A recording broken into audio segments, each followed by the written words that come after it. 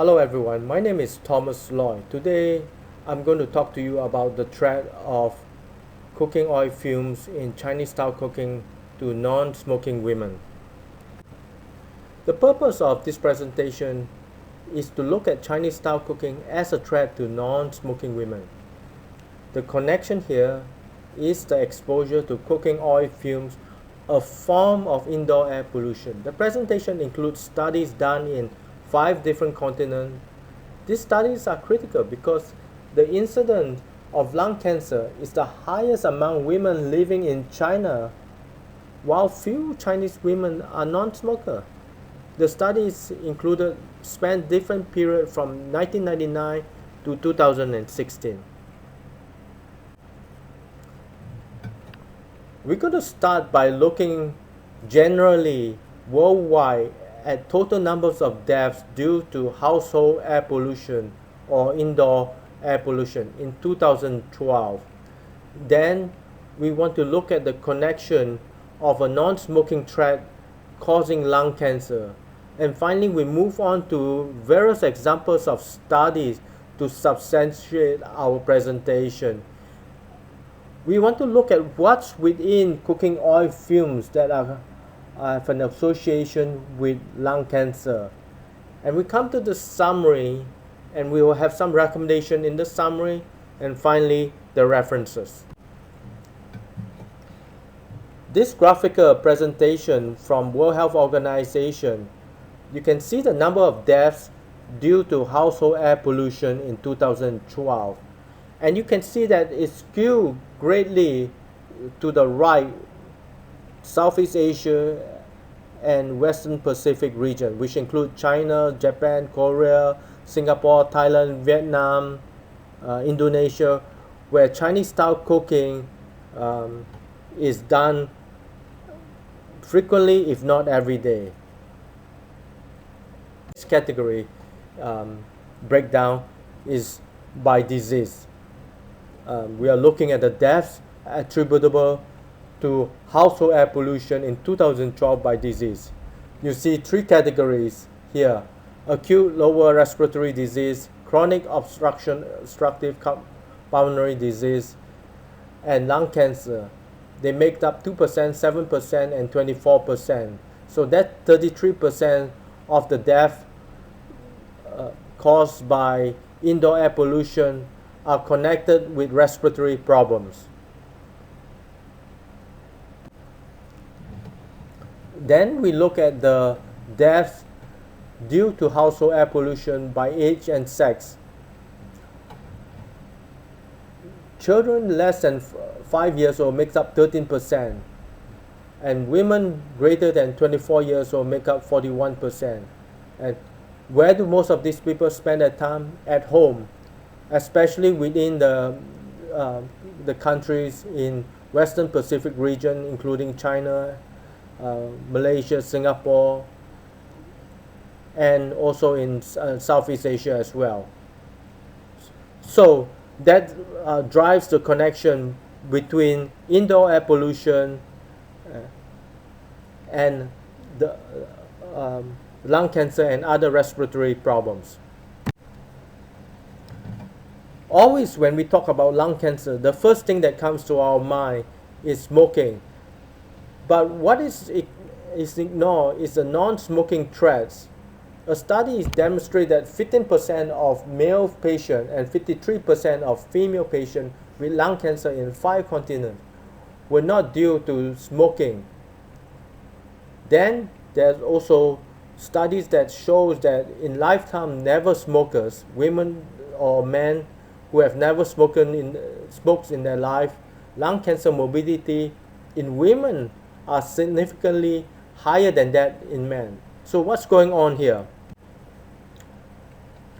We're going to present a graphical picture here. To the left, you see a picture of a chef doing Chinese style cooking. You can see the fumes just covering his face. This is almost throughout the day that this is happening. On the right, you have a video clips of Chinese style cooking within a home kitchen. I want to give you a graphic example of how the fumes are just spewing out.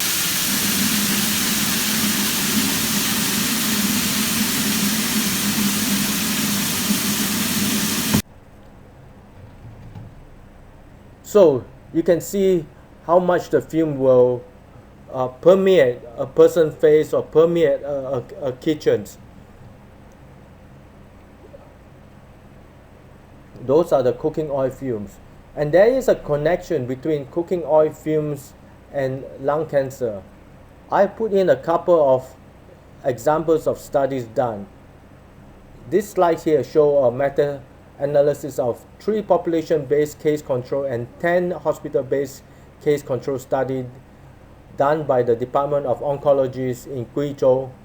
And you can see that the risk ratio is 1.74, 2.11. That means a very strong connection between lung cancer and the exposure of cooking oil fumes. In this case, cooking oil fume exposure without a kitchen ventilator.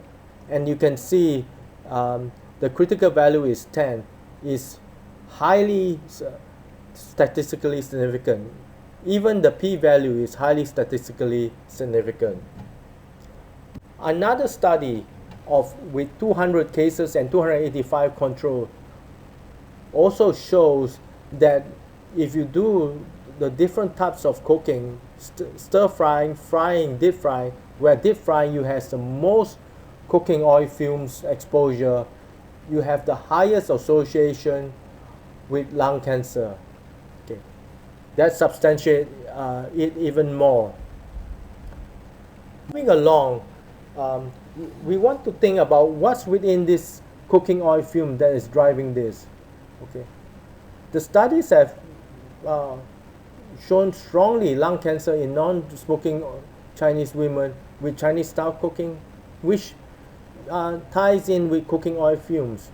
Okay, and other studies, when compared with controls, women who engage in regularly Chinese cooking style has significantly higher levels of mercapturine acids of acrylate.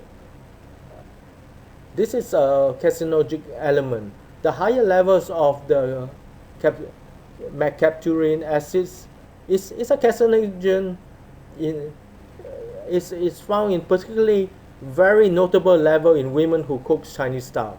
Overall, the result shows increased exposure to volatile toxins and also carcinogens such as acrylate, aldehyde, and benzene in women who regularly cook Chinese style.